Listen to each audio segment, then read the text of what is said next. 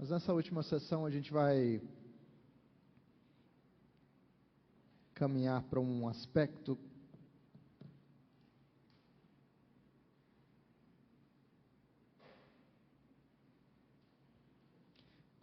complementar.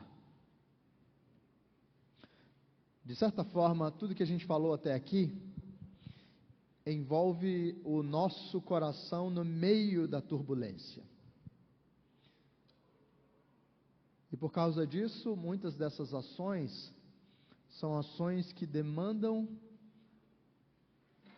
alguma urgência, embora, é claro, o nosso coração e as nossas emoções não sejam resolvidas como se nós apertássemos um botão, de liga, desliga. A coisa nunca é tão automática, rápida, imediata como a gente espera. Mas sim, no meio de uma crise ou no meio de períodos mais desafiadores, você consegue utilizar esses recursos de ouvir, de discernir e de falar, para de uma forma um pouco mais condensada, crescer na experiência de um pouco mais de tranquilidade, paz e descanso no Senhor.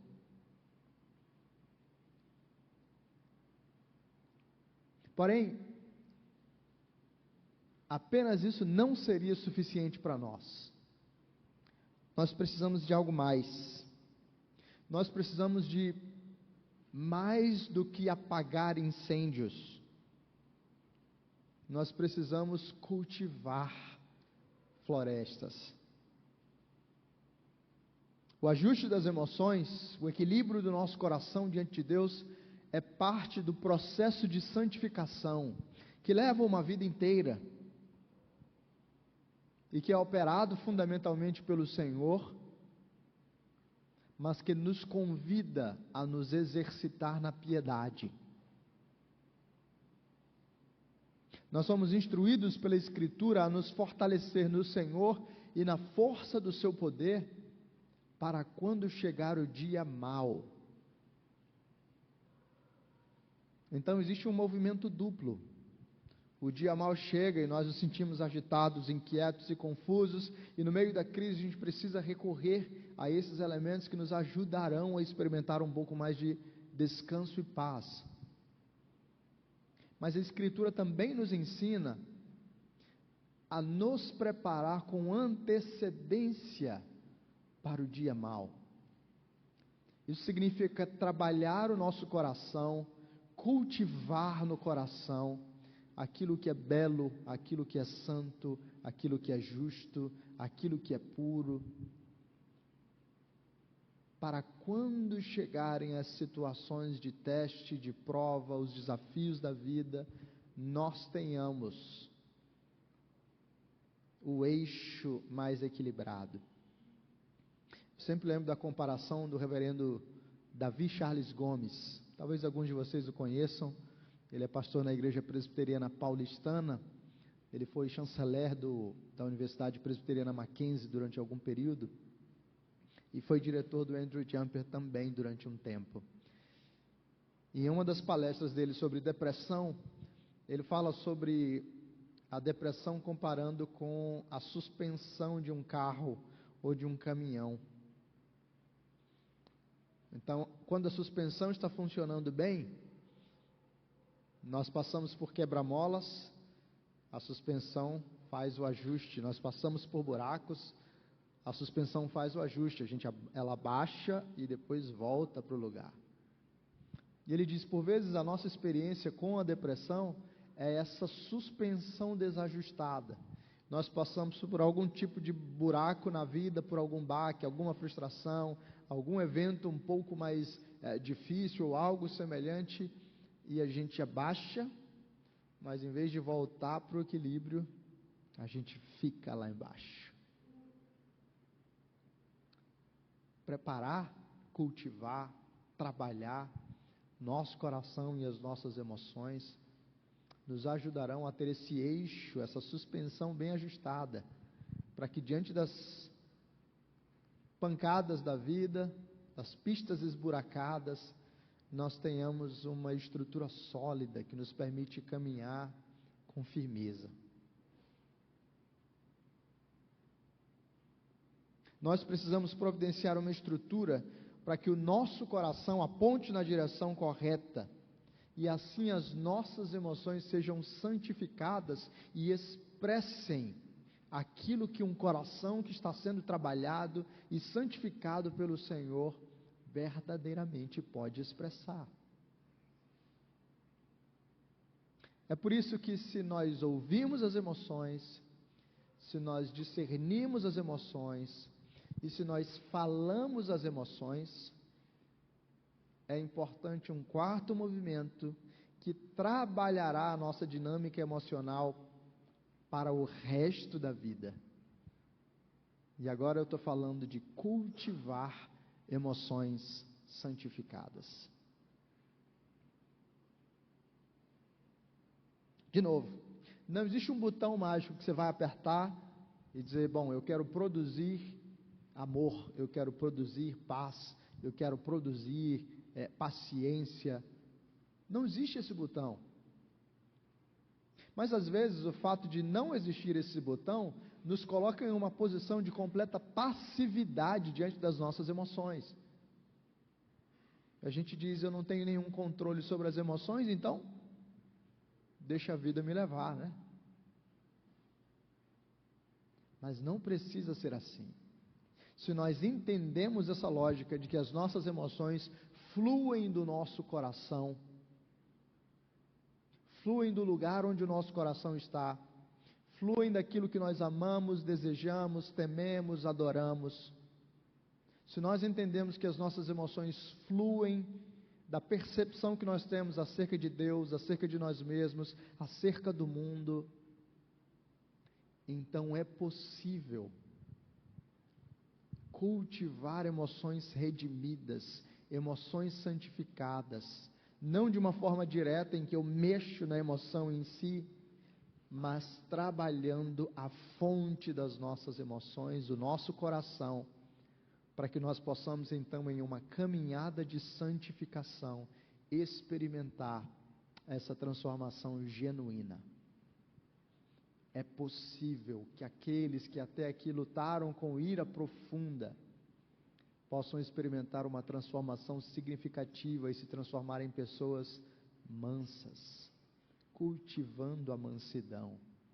É possível que pessoas ansiosas, no meio das suas crises, ataques de pânico ou quaisquer outras manifestações, possam crescer na experiência de se tornarem pessoas seguras em Deus.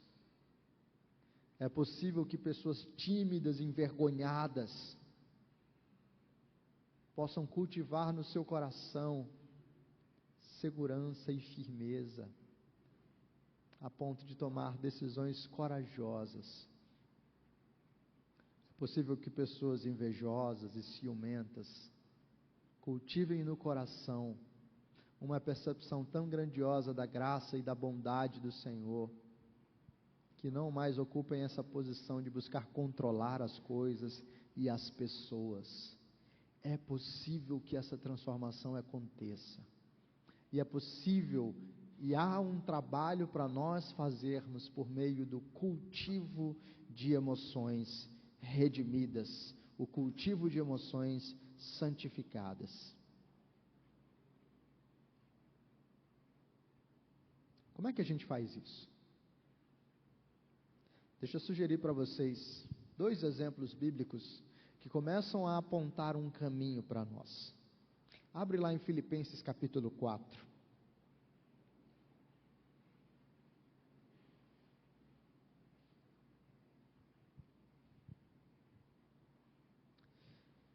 Filipenses 4, a partir do versículo 4, o apóstolo Paulo diz assim: alegrai-vos sempre no Senhor. Outra vez digo, alegrai-vos. Seja a vossa moderação conhecida de todos os homens, perto está o Senhor. E agora ele vai tratar um problema que aparentemente estava tomando conta daquela igreja. Não andeis ansiosos de coisa alguma. Em tudo, porém, sejam conhecidas diante de Deus as vossas petições, pela oração e pela súplica, com ações de graças. E a paz de Deus, que excede todo entendimento, guardará o vosso coração e a vossa mente em Cristo Jesus. Normalmente as pessoas param aqui. Então olha como Paulo nos ensina a lidar com a ansiedade. E esse ensino realmente é precioso. Paulo está dizendo, não fiquem ansiosos. Em vez de você ficar ansioso, e na ansiedade a gente vai afundando nas nossas preocupações, né? Paulo está dizendo, em vez de você ficar ansioso, você vai até Deus, você faz um movimento para fora de si. Você leva a Deus em oração as suas petições. Você faz a sua súplica. Mas não só isso, porque na ansiedade a gente só se concentra no que há de pior, né? Paulo diz, você também leva para Deus ações de graças. Ou seja, você treina o seu olhar para a bondade e para a graça de Deus que está presente na sua vida. E aí ele diz então, né? A paz de Deus que excede todo o entendimento vai guardar o vosso coração e a vossa mente. Mas lembra que no texto original não existem essas legendas que aparecem aqui para a gente. Então, terminado o versículo 7, Paulo emenda o versículo 8. E o versículo 8 tem tudo a ver com a recomendação para tratar a ansiedade no nosso coração que ele veio trazendo antes. O que ele diz no versículo 8? Finalmente, irmãos, tudo o que é verdadeiro, tudo o que é respeitável, tudo o que é justo, tudo o que é puro, tudo o que é amável, tudo o que é de boa fama, se alguma virtude há e se algum louvor existe, seja isso o que ocupe o vosso pensamento. E o que Paulo está dizendo? Na ansiedade, nós costumamos preencher o nosso pensamento com as piores imagens e os piores pensamentos. Eu já confessei vários pecados aqui para vocês, deixa eu confessar mais um. Eu não sou muito fã de viajar de avião. Então, viajar de avião normalmente traz algum desconforto. Já foi pior, graças a Deus, hoje é melhor. Mas ainda traz algum desconforto. E talvez alguns de vocês tenham uma experiência semelhante. Para aquelas pessoas que têm um medo profundo, ou uma ansiedade profunda na hora de viajar de avião, quando está chegando a hora do embarque, a mente delas está preenchida com as piores imagens possíveis. Você sabe, né? A pessoa está imaginando o avião subindo e uma explosão no céu. Ela imagina os caras com aquele saco preto, só fechando o saco com o corpo dela e levando assim na maca. A gente tende a ser extremamente criativos, preenchendo a nossa mente com aquilo que há de pior. O cara diante do vestibular, do Enem, pensa assim também: se eu não passar no Enem, eu não vou conseguir ser aprovado no curso, eu não vou conseguir entrar no mercado de trabalho, eu não vou conseguir fazer o que eu queria, a minha vida vai acabar numa sarjeta, talvez, no máximo, tentando sobreviver da minha arte, vendendo miçanga nas praias de Santos. A gente é criativo em preencher a nossa mente com o que há de pior.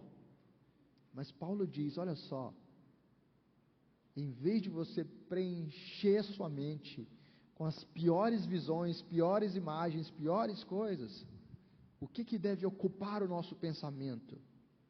O que é respeitável, o que é justo, o que é puro, o que é amável, o que é de boa fama, se alguma virtude há, se algum louvor existe, seja isso que ocupe o vosso pensamento. Paulo está dizendo, gente, você tem que blindar a sua mente, porque na ansiedade nós cultivamos o que há de pior. Então está na hora da gente criar defesas para isso. Um outro exemplo legal está lá em Mateus capítulo 6.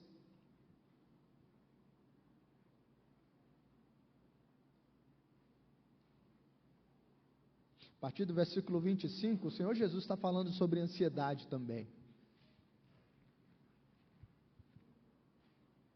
E o Senhor Jesus diz assim, Mateus 6, a partir do versículo 25. Por isso vos digo, não andeis ansiosos pela vossa vida, quanto ao que haveis de comer ou beber, nem pelo vosso corpo, quanto ao que haveis de vestir. Não é a vida mais do que o alimento, e o corpo mais do que as vestes?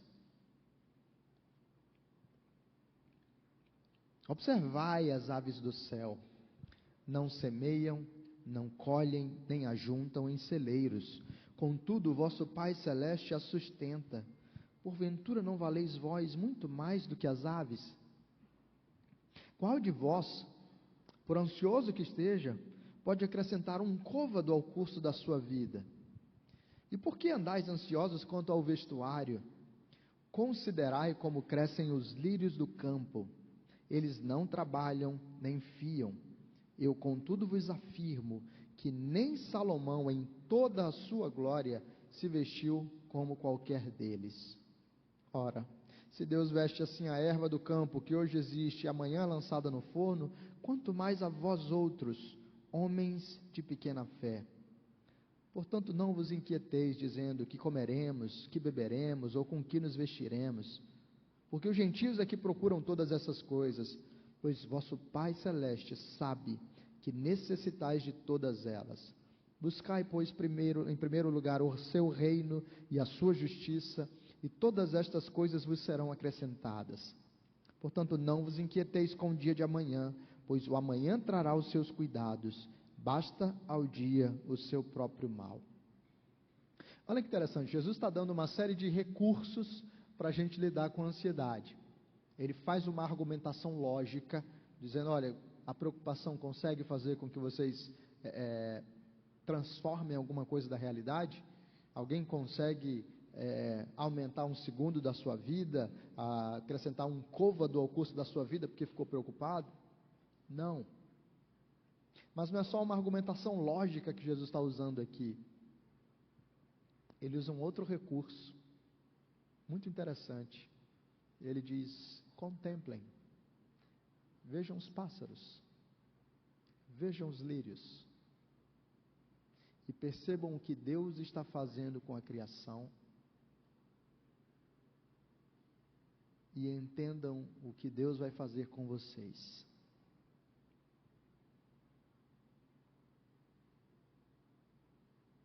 Existem formas de nós cultivarmos emoções redimidas, apresentadas nas Escrituras, que podem fazer muita diferença para nós. O grande problema é que nós não somos, são dois problemas. O primeiro é que nós não somos intencionais no cultivo de emoções redimidas. E o segundo é, não bastasse nós não sermos intencionais nesse cultivo, nós nos alimentamos daquilo que há de pior. Hoje mesmo eu estava lendo um livro do Austin Kleon.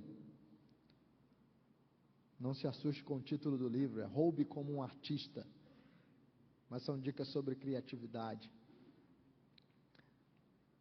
Mas lá no livro ele cita a mãe dele, e a mãe dele tinha um ditado que ela dizia assim, lixo que entra é lixo que sai.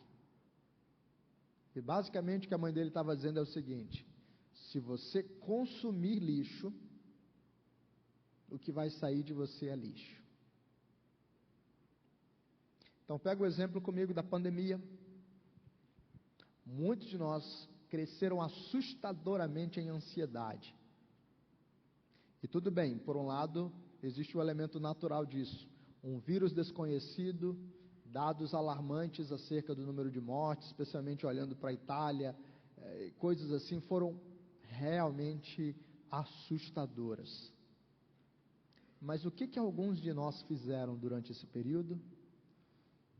Começaram a consumir, quase que obsessivamente, notícias acerca do Covid, o número de mortos, como isso estava afetando tal país, como isso estava derrubando tal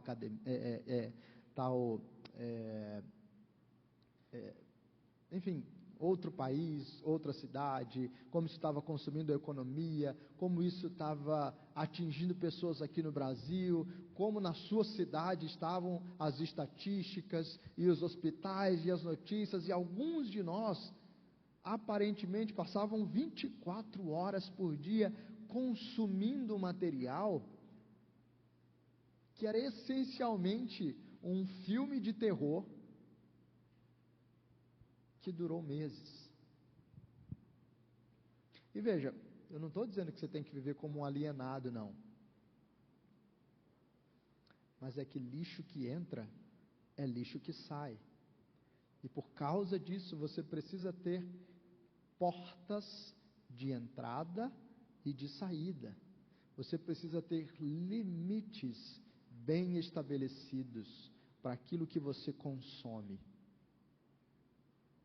Quanto mais notícias assustadoras você consumir, adivinha o que vai acontecer com o seu coração? E vai ficar mais amedrontado. Porque essa é a narrativa sobre o mundo. A história que você está consumindo é de que o mundo é um lugar perigoso, assustador, as coisas são perversas, as doenças estão por aí, enfim, a democracia está em risco e uma série de outras coisas. Quanto mais você consome esse tipo de conteúdo, mais você olha para o mundo do lugar da pessoa assustada.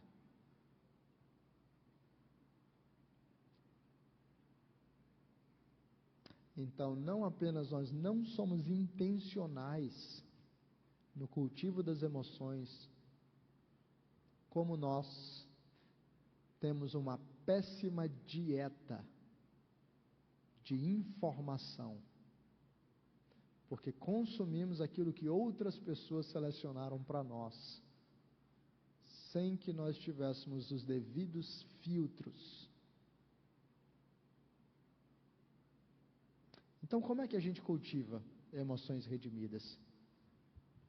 Eu quero sugerir para vocês que nós podemos trabalhar nas 3 portas, ou com 3 ferramentas para mexer no solo do nosso coração.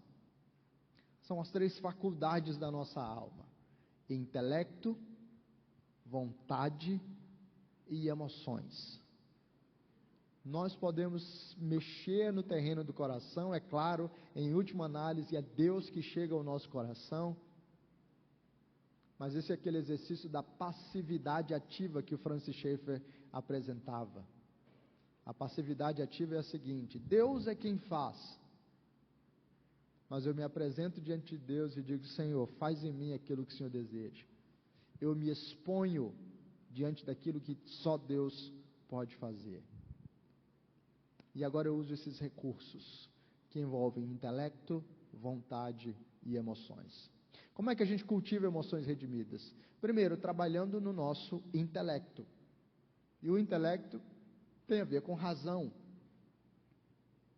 A ideia agora é preencher a minha mente com aquilo que é verdadeiro. É preencher a minha mente com conteúdos edificantes. É encher o meu entendimento com a verdade. E isso vai funcionar primeiramente no âmbito doutrinário, porque eu quero preencher a minha mente com a verdade da palavra de Deus, mas também com outros elementos que contribuem para que eu conheça a verdade, para que eu tenha então defesas intelectuais, racionais na minha caminhada no mundo. Por exemplo, algumas pessoas que lutam com ansiedade ou depressão carregam um medo profundo no seu coração. E o medo é: será que eu vou ficar maluco? Será que sentir essas coisas que eu estou sentindo aqui, né, em algum momento isso vai descambar e vai me deixar numa pessoa completamente fora da casinha? Algumas pessoas cultivam essa pergunta e nunca confrontam essa pergunta efetivamente com dados da realidade. E algo que eu e você podemos e devemos fazer é efetivamente confrontar esses pensamentos e essas perguntas com a realidade. Não. Ficar ansioso não vai te fazer maluco. Ansiedade não é causa de loucura. Depressão não é causa de loucura.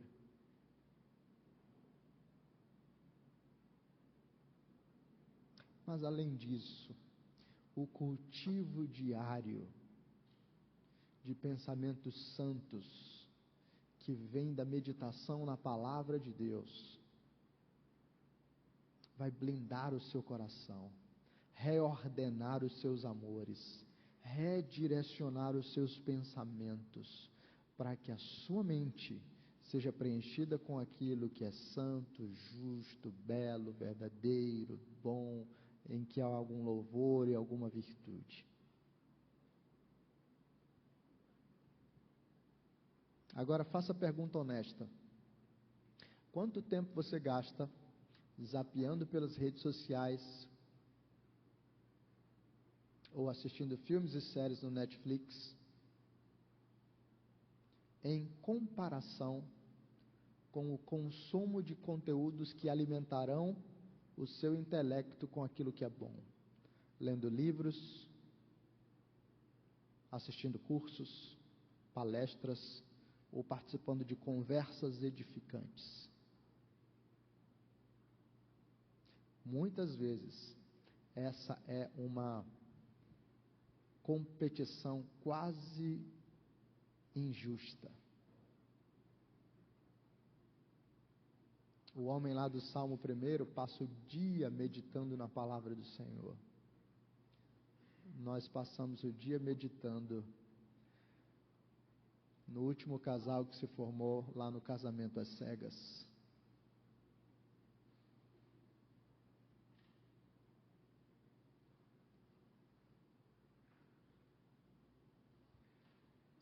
Cultivar o intelecto. Mas além do intelecto, nós precisamos trabalhar a vontade. E como é que nós trabalhamos a vontade? Eu quero sugerir 2 aspectos fundamentais. O primeiro deles é: nós trabalhamos a vontade educando a nossa vontade. Educar a vontade é fazer o exercício de, em muitos aspectos, aprender a dizer não para nós mesmos.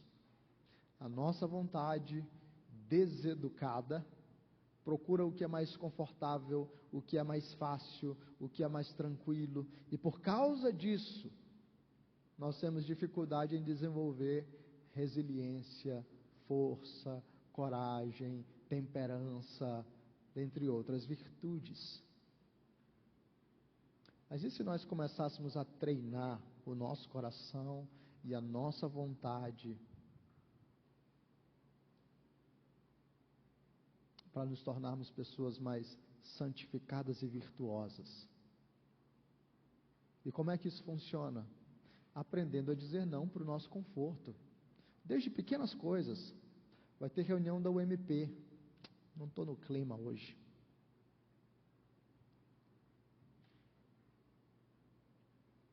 Vai ter culto, hoje eu não estou muito. A sua vontade domina você, você só faz aquilo que quer.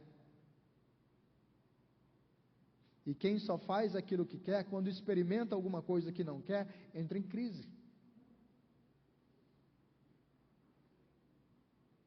E se você começar a entender que o mundo não gira em torno de você e da sua vontade, e se você começar a abraçar pequenos desconfortos, que vão treinar a sua vontade para você permanecer firme nos momentos de desafio. E se você firmar o compromisso e disser, aconteça o que acontecer, eu tenho um compromisso com o culto, eu tenho um compromisso com o povo de Deus, eu tenho um compromisso com a UPA, com a UMP. Pequenos exercícios de educação da vontade são importantes. Mas além disso, um outro elemento de trabalhar a vontade é o exercício prático do serviço. Você cultiva emoções santificadas quando você se entrega à prática do serviço. Primeiro, porque o serviço te coloca diante do sofrimento de outras pessoas. E Deus te dá um choque de realidade. Você achava que estava sofrendo sozinho na sua dor. E Deus te diz, olha para o irmão que está sentado do teu lado. Você não faz ideia do que ele está passando.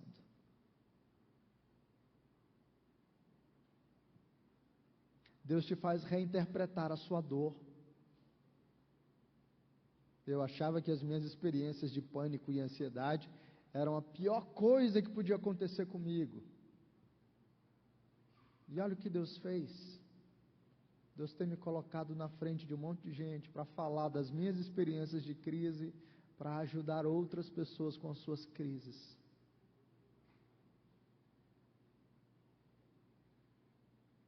O serviço permite que as nossas emoções sejam redirecionadas, retrabalhadas, redimidas e santificadas, para que as nossas dores sejam reinterpretadas.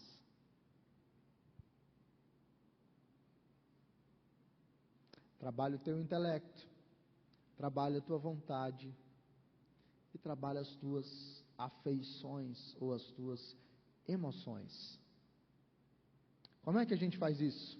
Agora nós estamos lidando com o campo da sensibilidade. Então, de novo, lembra que não existe um botão mágico que você liga ou desliga as emoções, ou que você mexe especificamente nessas emoções.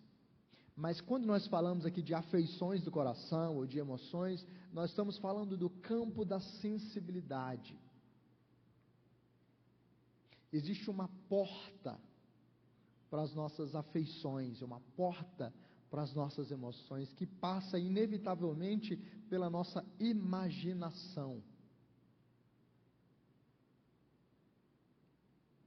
E aqui nós conseguimos cultivar, ou semear, aspectos que nos ajudarão a produzir emoções transformadas e santificadas.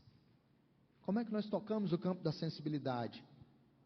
Aqui a arte ocupa um papel fundamental. Então pensa num bate-bola entre ciência e arte. A ciência vai te trazer lógica, vai te trazer a doutrina, o texto, a coisa mais direta. A arte vai trazer o conteúdo, mas em um formato que mexe não apenas com a sua cabeça, por assim dizer, mas que começa a mexer com as suas afeições. David Powlison, um grande conselheiro, dizia que uma das técnicas, vamos chamar assim, uma das técnicas que ele utilizava quando estava aconselhando pessoas, era perguntar para essas pessoas, qual é o seu hino, qual é a sua música cristã preferida? E ele dizia que normalmente essas pessoas citavam uma música que tinha alguma coisa a ver com a dor que elas estavam experimentando. Muitas vezes elas só não faziam a conexão direta. E ele dizia, medita sobre o conteúdo dessa música. Canta essa música intencionalmente, falando ao seu coração isso. A música tem um poder preciosíssimo de entrar na nossa alma e permitir que novos afetos sejam desenvolvidos. se você esteve atento ao repertório utilizado aqui ao longo desses dias, isso aqui foi bálsamo para o nosso coração. Aliás, a minha sugestão para a galera é: criem uma playlist no Spotify com o repertório que vocês utilizaram. Isso pode ser uma bênção para muita gente. Eu ia salvar essa playlist. Ouçam músicas que estão trazendo verdades bíblicas envolvidas em um contexto de beleza, e deixa essa beleza tocar o seu coração.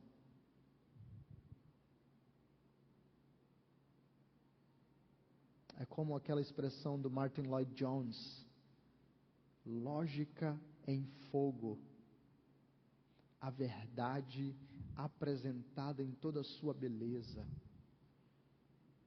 Eu tenho algumas das minhas canções que eu canto nos momentos de maior angústia, de maior dor, ou quando eu quero lembrar sempre o meu coração da bondade de Deus. Então, enquanto eu medito no Salmo 127, eu canto para mim mesmo: não tenha sobre ti nenhum cuidado qualquer que seja, é meu, somente meu, todo o trabalho, e o teu trabalho é descansar em mim.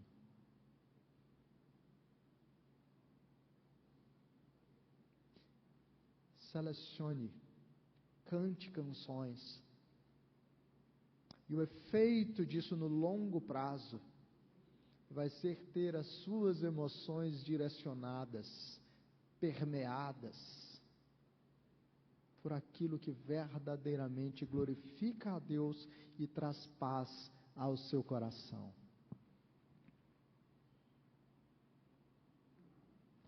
Mexer no campo da sensibilidade envolve também leituras, histórias. Talvez nós precisemos voltar um pouco mais ao hábito das leituras de boas histórias, ou as leituras de biografias de homens e mulheres que experimentaram as suas lutas, os seus desafios e foram preservados pelo Senhor. As boas histórias nos lembram da presença de Deus no mundo, nos lembram que o universo é sobrenatural, que Deus intervém, e que mesmo no meio das lutas e desafios, Deus é gracioso. Talvez você conheça a história de Elisabeth Elliot, que agora tem sido publicada em larga escala no Brasil, graças a Deus. Uma mulher cujo marido foi assassinado por uma tribo de canibais. Ela precisa voltar para os Estados Unidos, e Deus permite que ela case de novo. E ela casa de novo com um cara que também tem um coração de missões. E o que ela diz? Vamos voltar lá para a tribo dos caras que comeram meu marido, porque eu quero que eles ouçam de Jesus.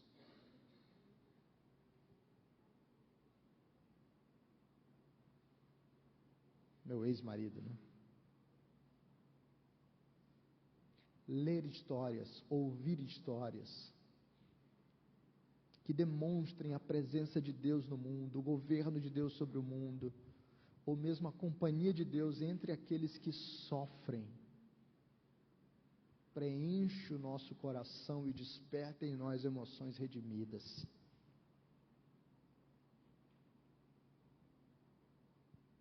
E também mexer no campo da sensibilidade demanda de nós contemplação. Olhem os pássaros, olhem os lírios, vejam a bondade de Deus, vejam o cuidado de Deus, vejam a graça de Deus. Vocês têm a graça de morar em uma cidade litorânea. Vocês podem ir ver o pôr do sol, colocando o pé na areia, ouvindo o barulhinho do mar e percebendo tantas coisas. Por exemplo, diante da imensidão do mar, você lembra o quão pequeno você é. Mas ao mesmo tempo que você lembra o quão pequeno você é diante da imensidão do mar, você lembra o quão grande Deus é.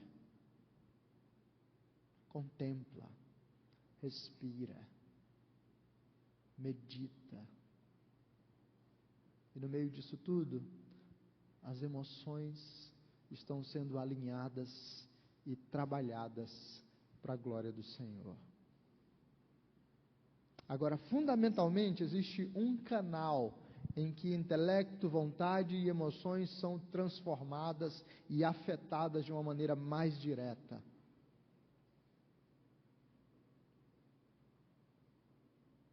E esse é o culto público. Porque no culto público, nós experimentamos ou nós temos acesso aos meios de graça, palavra e sacramentos. No culto público, Deus se faz presente de uma maneira especial e diferente. No culto público, nós temos intelecto com a palavra pregada, a doutrina apresentada para nós. No culto público, nós temos a vontade desafiada, porque nós servimos a Deus enquanto cultuamos. No culto público, nós temos as nossas emoções trabalhadas, porque nós cantamos, nós oramos, e nos sacramentos nós estamos percebendo toda a história e a dramatização do Evangelho. No culto público nós estamos sendo lembrados quem Deus é, quem nós somos, para onde nós estamos indo, e todo o nosso coração está sendo realinhado, domingo após domingo. Esse é o mais precioso dos meios para que nós cultivemos emoções redimidas e santificadas. E muitas vezes nós negligenciamos o culto público.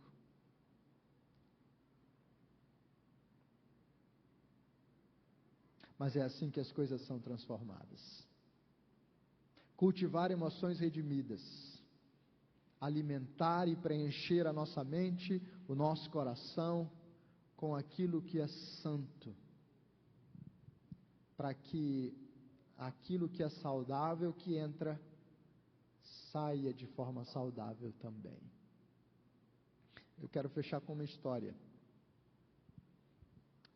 De vez em quando eu conto essa história. Ela aconteceu há muitos anos, mais de uma década. Certa vez eu conheci uma moça que estava na igreja, mas não se integrava na igreja. E por alguma razão ela confidenciou comigo que ela não se envolvia mais tanto e não orava mais. Eu perguntei o que aconteceu. E ela então me contou um pouco da sua história. Ela era de uma família muito conservadora, o pai dela inclusive é líder de uma igreja pentecostal, daquelas mais ligadas a usos e costumes. E ela começou a namorar um rapaz e engravidou desse rapaz. Só que ela não contou para ninguém. E durante meses, ou durante algumas semanas, ela viveu essa angústia profunda de olhar para o seu pecado, ao mesmo tempo em que ela não queria ser descoberta, esconder de tudo e de todos e viver aquele peso. Por fim, ela experimentou um aborto espontâneo. Mas aquele aborto espontâneo não trouxe para ela um alívio. Trouxe para ela uma sensação ainda pior. E a partir daquele evento, ela começou a olhar para si como uma pessoa indigna e passou a ser dominada pela culpa. E por causa disso, ela sabia que precisava de Deus, então ela não se afastava da igreja. Agora ela morava numa outra cidade, estava numa outra igreja que não era a igreja dos seus pais. Mas ela não se envolvia com nenhuma igreja efetivamente, porque ela dizia, eu não posso servir, eu não posso me aproximar, eu sou uma pessoa suja, manchada, culpada. Imagina carregar ao longo de anos esse peso e essa dor emocional no seu coração. Por causa de algum pecado, você se sente indigno e você julga a si mesmo E agora os seus pensamentos e os seus sentimentos são preenchidos apenas por essa visão de que você tem que estar lá, mas de que lá não é o seu lugar.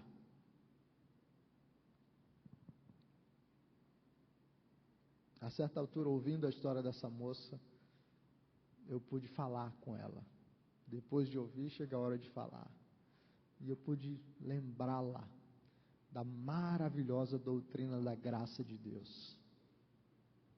E dizer para ela: é verdade, você é indigna.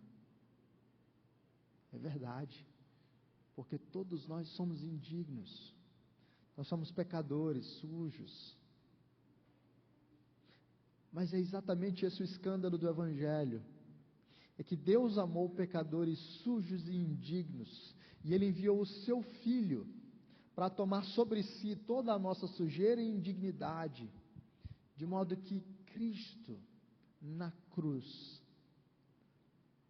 satisfez a justiça de Deus. Pagou o preço dos nossos pecados. Para que nós fôssemos agora amados, reconciliados. E agora nenhuma condenação há sobre aqueles que estão em Cristo Jesus. Essa moça que carregava dor emocional por anos, pela graça de Deus, pôde ter a sua vida restaurada. Depois de um tempo ela conseguiu um namorado, casou, voltou a se envolver na igreja, hoje tem uma família bonita, para a glória de Deus. Como é que as emoções foram redirecionadas? A verdade do Evangelho, que permitiu uma reorientação da sua vontade, e que despertou um campo de sensibilidades novas, contemplando a graça do Senhor e a história da cruz. É isso que eu desejo para vocês. Eu não sei quais são as histórias que vocês estão contando para si mesmos.